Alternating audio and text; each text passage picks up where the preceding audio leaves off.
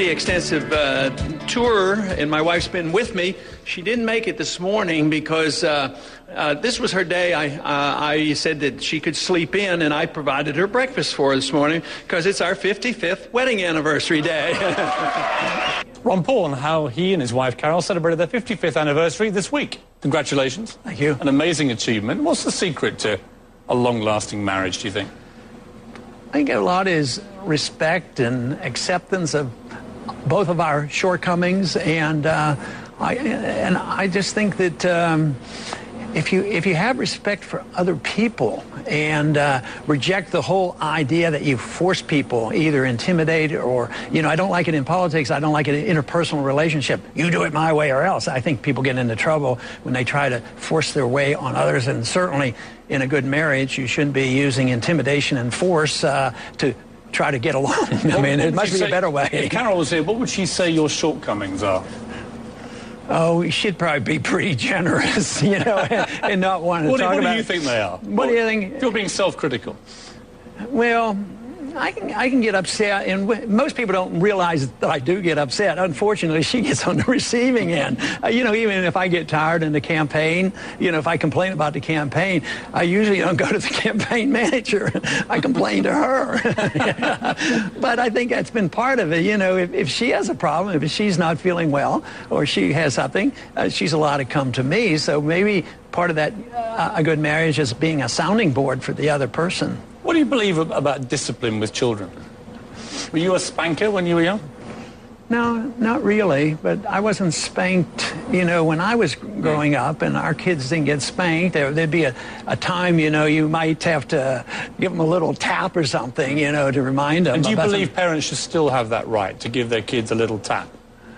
Oh, yeah, as long as they're not, practicing severe child abuse. No, it is. But boy, I'll tell you, I would work real hard to promote an understanding that you don't achieve a whole lot by using force and intimidation. Just like in politics, I reject the use of force, telling other countries what to do and what to do with your personal behavior and all. So raising kids would be the same way. I can remember growing up, and we had certain real strong beliefs. And I thought back, wonder when my parents ever talked to me about behavior, drinking, or anything.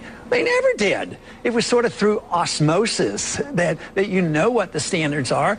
And fortunately, we've had 5 wonderful children, and I think there must have been a little bit of osmosis there, because I certainly wasn't a lecturer on exactly what they had to do. What were the most important values your parents instilled in you, do you think? We discussed hard work, but what else?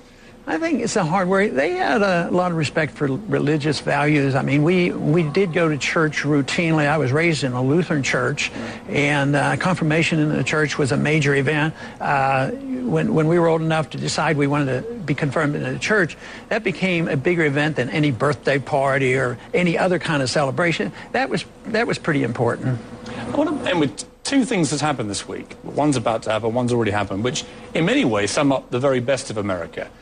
In my view, one is the Facebook situation, where you have a young kid who has a brilliant idea, and it turns into $100 million idea, and he creates 1,000 millionaires. Is that a good thing? I mean, when you look at that, do you see any negatives, or do you think that is what the American dream at its purest is about? I think it is, and I think you picked a good example, even though I don't know all the details, because he provided a service. And he didn't make money as much as he knew something that he anticipated people might like.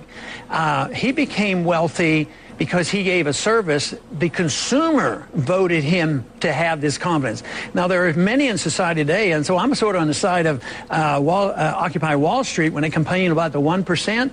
But I separate the two. If you made your money because you provided a service and the people bought it and they didn't get subsidies from the government or benefits, say, from an inflationary system, and they didn't get bailouts and all these things, that to me is entirely different. Giants or Patriots? Giants or Patriots? Super Bowl? Super Bowl. I haven't paid much attention to it. I've been paying attention to Nevada and a few other primaries. Now, let's talk Nevada very briefly at the end. You're trailing in the polls at the moment. How confident are you of a good performance in Nevada? How important is it you perform well in Nevada? Well, I think it's very important, but I don't think it's the end of anything. And I think we are going to do well. At each primary, we've done much better than we did 4 years ago. So that is one thing to compare it to.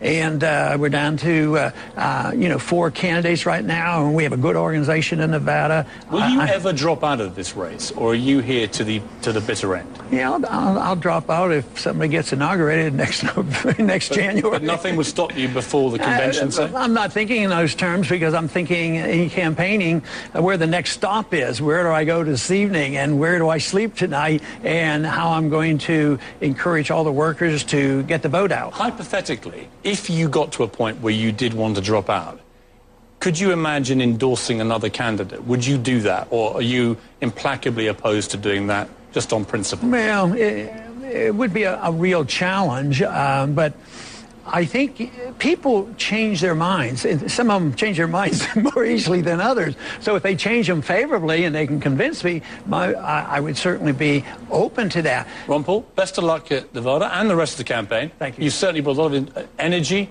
drive, and I can tell you one thing, we will get more reaction on Twitter and Facebook to this interview than any interview I've done with any other candidate. That is a given. Wonderful. Thank you very much. That's Ron Paul. When we come back, a supersized Only in America.